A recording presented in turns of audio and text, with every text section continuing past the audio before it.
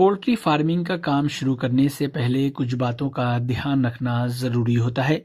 जैसे चूज़े जब poultry farm में लाना है तो उसकी तैयारी करनी चाहिए। बिना तैयारी के चूज़ों को फार्म में लाना खतरनाक साबित हो सकता है। इससे चूज़ों में मृत्यु दर दिखाई दे सकती है, जिससे पोल्ट्री फार्मिंग का आपका काम घाटे में तब्दील हो सकता है। इसलिए चूज़ों की ब्रूडिंग के दौरान ध्यान देना ज़रूरी होता है। एक्सपर्ट कहते हैं कि इस दौरान पोल्ट्री फार्म का हवादार होना चाहिए। साथ ही चूज़ों को किस तरह से फीड देना है इसका भी ध्यान देना चाहिए। पोल्ट्री फार्म में बिछावन पर ज़्यादा ध्यान देना होता है। बिछावन कैसे तैयार करना है इस पर गौर करने की ज़रूरत होती है।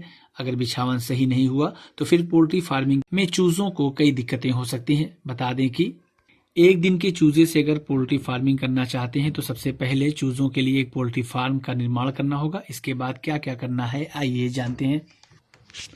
चूज़ों की ब्रूडिंग करने के लिए एक सुरक्षित और आरामदायक पोल्ट्री फार्म का निर्माण ही चूज़ों की बेहतर ग्रोथ की कुंजी है। चूज़ों के लिए जिस पोल्ट्री फार्म का निर्माण किया जाएगा वह हवादार होना चाहिए, लेकिन इस बात का भी ध्यान देना है कि सीधे हवा पोल्ट्री फार्म के अंदर नहीं आनी चाहिए। अगर ऐसा होता है तो चूज़ों में मृत्यु दर दिखाई दे सकती है। जब चूज़ों को ब्रूडिंग के लिए पोल्ट्री फार्म में रखा जाएगा तो बिछावन में धान की भूसी या लकड़ी का बुरादा बिछाना होगा। कुछ दिनों तक चूज़ों को धान की भूसी या लकड़ी के बुरादे के ऊपर ही रखना चाहिए। यदि ब्रॉयलर चूज़ों को लाए हैं तो 45 दिन तक धान की भूसी या लकड़ी का बुरादा बिछाना होता है।